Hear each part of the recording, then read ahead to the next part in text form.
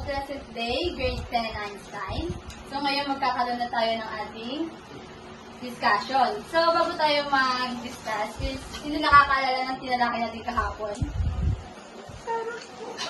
Meron ba? O, tama yan, wala tumaas kasi ito pala yung tatalakayin natin. So ayan, so yung kagaya na pag-usapan natin sa orientation kahapon, is meron ako ibabato sa inyong mga question na sasagutan niyo siya sa Papel. small notebook. Ayan, hindi ka nakasinig. Ayan, so ayan yung ating question of the day, number 1. So everyone read. Imagine balancing 7 or more books stacked on top of another on your head while walking up the stairs all the way to the 4th floor. Do you think you can do this smoothly and without dropping anything? Ayan, so dalawa lang yung estudyante ko. So ayan, sulat niyo yan sa inyong small notebook. So sa inyo siyang sagutan. Ayan, so nakikita ko sa mga mukha niyo na parang nai-imagine niyo siya. Naramdaman niyo siya before. Ayan.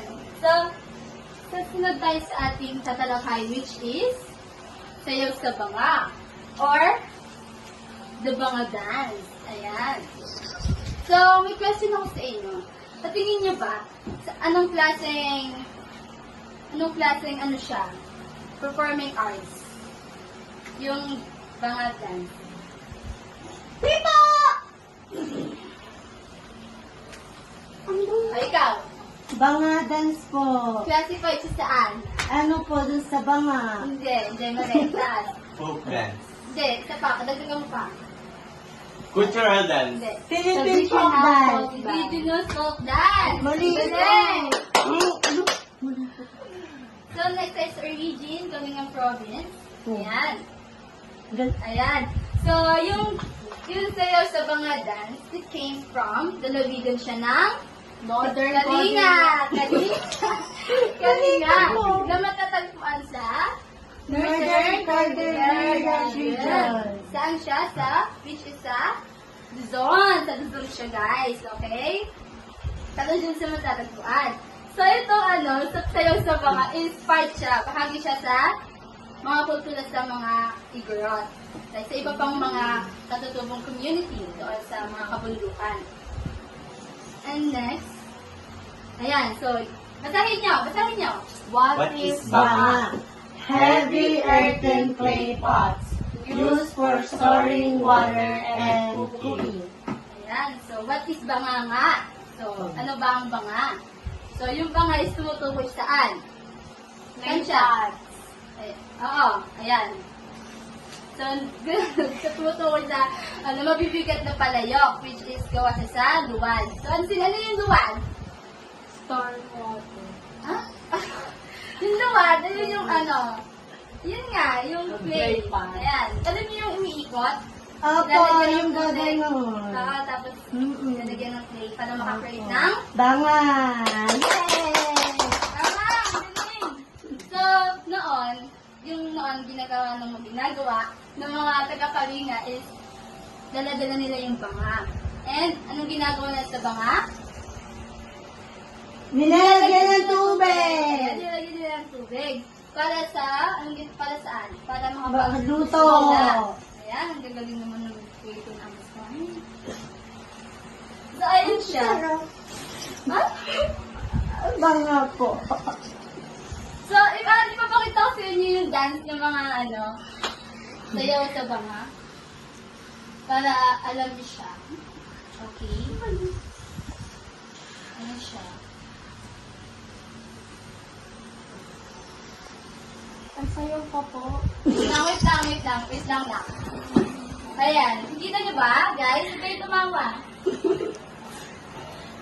Ayan yung ginagawa ng mga kababaihan. Yung mga babae lang talaga yung mga nagbubuhat ng banga sa ulo nila. So nakikita niyo yung mga kalalakihan na yung mga tumutugtog, di ba? Opo. Ayan.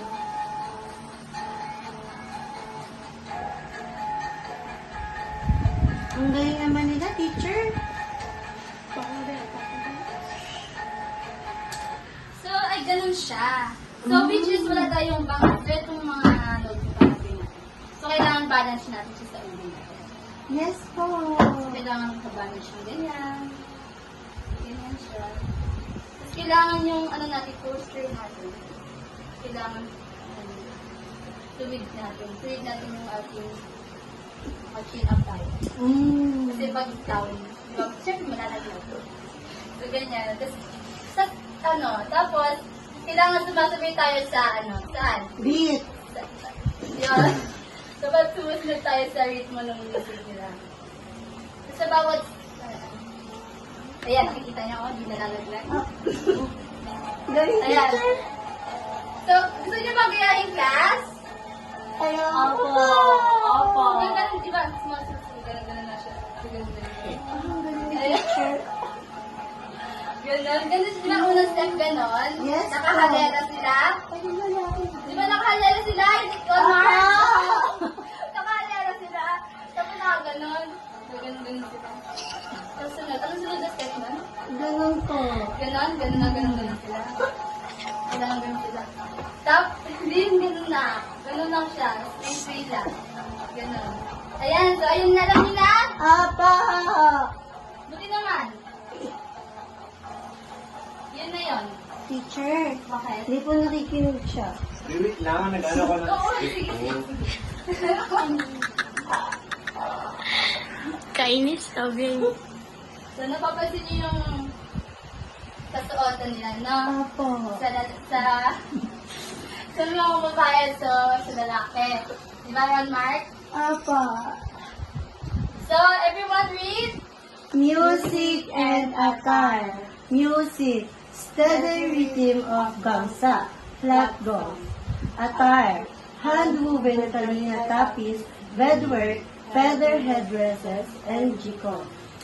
So, ayan. So, napansin niyo naman yung mga kababaihan, di ba? Apo. Na sumasayaw. Which is, sa bawat steps nila, sa mga paa nila, is sa bawat ritmo ng matatatag na ritmo, sa bawat sayaw nila is sumasabay sila sa tuloy-tuloy na Rhythm. matatag na kanilang mga tinutugtog. And yung gangsta na ginagamit is flat gong. Ayan yung mga karaniwang ginagamit ng mga kalalakihan sa kanilang community para Makatulog makagawa ko ng sa tunog. sound. Makagawa ng tunog. Ayan. So sa mga kababaihan, napansin niyo naman yung mga kasuotan nila, di ba? Apo. Umiikot lang siya sa sobrang kukulay. Yes. Kukulay na Dresses. tapis. Palito Hinabi pala. siya. Hinabi siya mismo sa kamay lang. Kaya nga hand-woven, di ba? Apo. Diba? Bakit sa akin pa? Tapos ano? Ano yung sunod? Bedwork. Tama! Ayun yung mga palamuting, mga butil. Yan, pwede siyang pintas.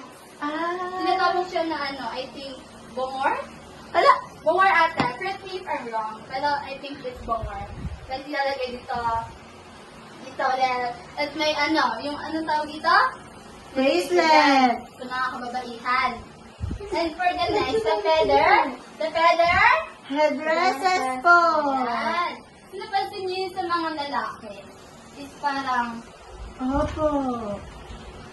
participation. Sige, kayo na lahat. How is it performed? Balance 7 or more pats on the head. Small rhythmic bouncing steps. Grateful side steps and slow turns. Ayan. So, paano ba sila pino-perform? So, first is kailangan balance. Balance yung 7 or higit pa na pats sa ating mga head. So, kailangan hindi tagilid or anything. Dapat straight siya sa nakapalibot na jikon sa ulo natin. Para kung sakaling kumalaw tayo is walang magagawang kulog-kulog, gilid-gilid, and nanatagilid.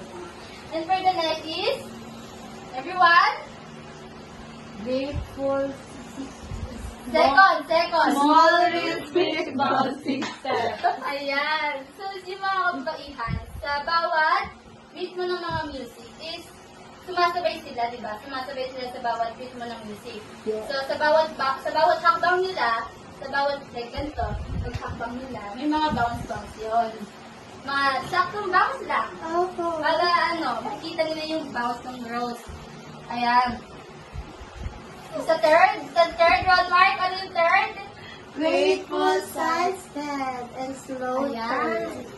Nakikita niyo naman yung mga babae, di ba? Gumigilid sila, umiikot, mag-u-turn. So, dapat hindi ganon. Hindi ganon. Dapat ganon na siya. Dapat balik tayo. Okay? John Mark, dapat ganon pa rin nakapalit na Opo, yes. Kasi kung sakaling bumaba tayo, anong possible na mangyari? Lalaglag yung panga. Ayan, ang galing mo. Mababasag po yung banga. Tama! Dapat, anong gagawin? Careful lang. Careful lang, dapat smooth lang tayo. Hawakan Dapat- po yung banga.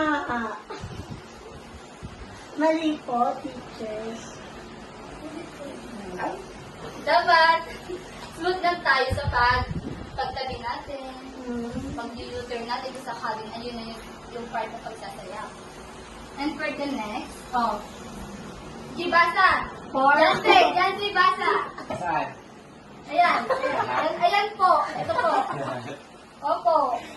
Purpose of meaning and meaning. Number 1 is reflection daily life of Kalinga women. Symbolizes resilience, strength, and skill. Perform or for harvest days living. Okay na. So, ayan. So, yung ginagawa ng mga kababaihang kalinga is nag-represent yan. Nag-reflect yun sa araw-araw na ginagawa nila sa araw-araw. Sa araw-araw na pagpupunta nila sa ilog, dala-dala yung mabigat na banga, kukuha ng water, then dala-dala yung sobra pang bigat na banga kasi nga may laman na tubig na yon at iuwi nila yung tatahanan nila. So, hindi lang ito palabas lang na ginawa lang nila, is talagang pinapakita nila kung ano yung buhay nila noon. Di ba po? And Yes. sa second naman, is nagsisimbolo siya ng pagiging resilience, strength, at skill nila. Ayan. So, pinapakita na kung gaano sila matapang, gaano sila kalakas at kagaling para balansehin yung yung nasa ulo nila na nabanga. Di ba? Ilan yung patong-patong na yun, di ba? Napakahirap nun. And for the last is, ayan, pinaperform din nila itong sayaw sa banga pag may mga,